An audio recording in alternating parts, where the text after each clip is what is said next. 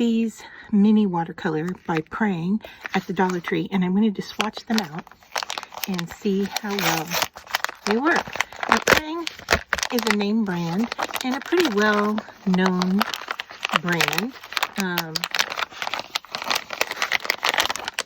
Often recommended by grade schools as a brand to use for their kiddos. And so what we have here, 15 colors and this little paintbrush, and I'm going to go ahead and use the paintbrush, and I'm going to swatch all of these out onto my color swatching piece here.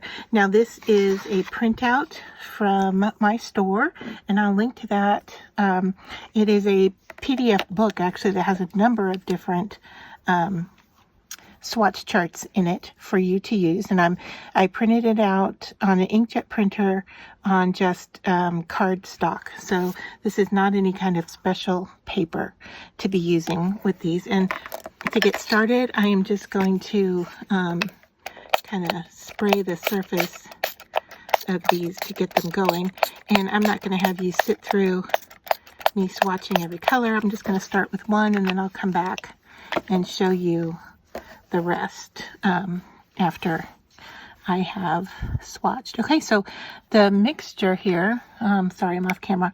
The mixture here, after spraying it with water, is already picking up the color, and just grabbing a little bit more water, and it seems to be making a fairly thick color.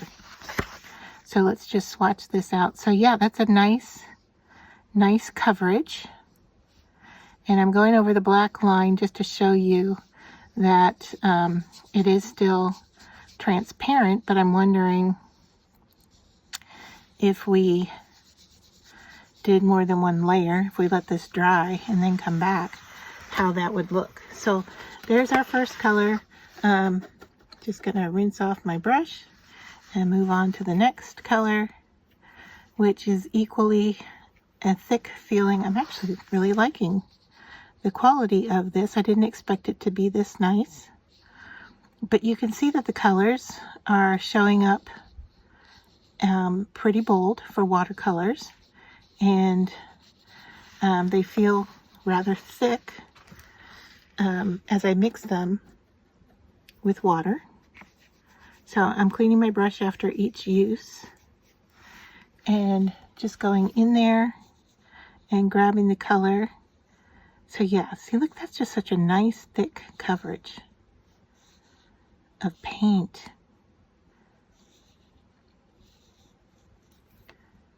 Interesting, interesting.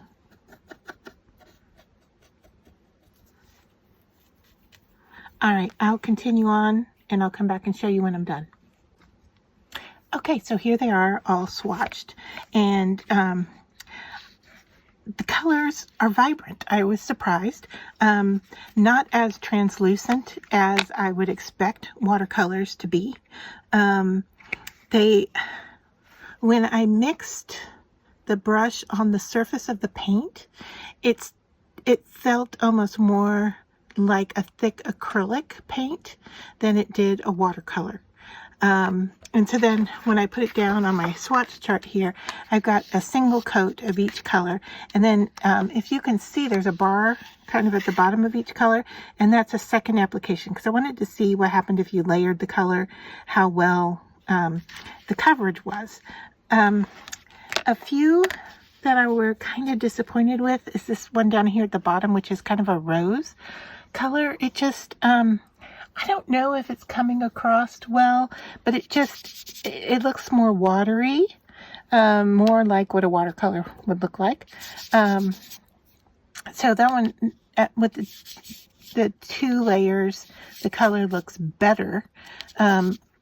But it did kind of break down on me as I painted. And the other thing I did with all of them is that I tried to get an even coat of paint. So I spent a little time with the brush, going over the square to make sure I was getting smooth, even coverage. This blue here, which is a lighter blue, it's center in the paint palette, get the same kind of reaction here. So those two were my least favorite. The thicker coverage was obviously from the darker colors. So this darker blue, the purple did a pretty good coverage. I had a little bit hard time evening it out as I was going, because you can see here's a thicker color, more pigment here than here. And the black, this coverage with the black is just amazing. It's covered the outline, even though it's black. It's very chalky looking to the surface. It's well covered, and the little light streak here, I don't even know if it's showing up, is probably my brushing technique as opposed to the ink itself. But you can see that in double coating the colors, they get pretty thick, pretty dark. And I was definitely surprised by the feel or the body of the paint as I was mixing the paintbrush over it. And at the very beginning, I wasn't real thrilled with this little paintbrush that's almost like a liner. It is small. And mixing it and for covering an area like this is weird. But it did do, you know, it did cover. It probably paints lines better than filling in areas.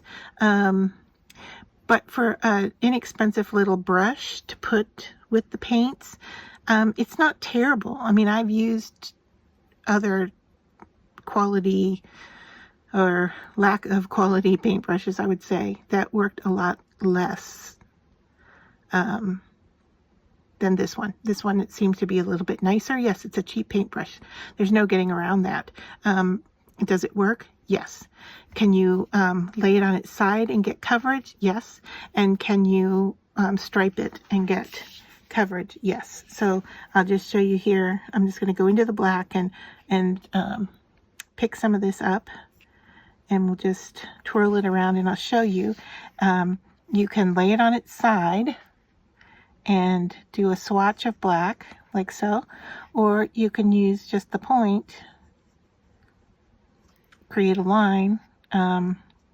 For dots, not so much, because the end isn't terribly clean, but you could go to the end of your brush, pick up some paint there, and maybe make some dots. I don't know. Yeah, if you twirled it, you could make some dots. But look at that coverage, just one swipe of color. If you wanted to, you know, blend it out with water, could you go down and get a lighter color application? Probably. So yeah, pretty nice for $1.25, I have to say. And I had been on the lookout for these for quite some time, and I wasn't really sure what to expect from them, but looking at these results, and like I said, this is on cardstock. This is not any specialty painting paper. Nothing special about it. Very much, you know, kid grade materials here, both with the paint, the paintbrush, and the paper. And they work really well. I can't explain it to you, but I think if you tried it and really mixed on the surface of the paint, that you would definitely feel that thickness, that kind of acrylic quality that I'm talking about, that you don't really find in a watercolor. So for inexpensive school grade paint, there's some nice colors here, and it works really well.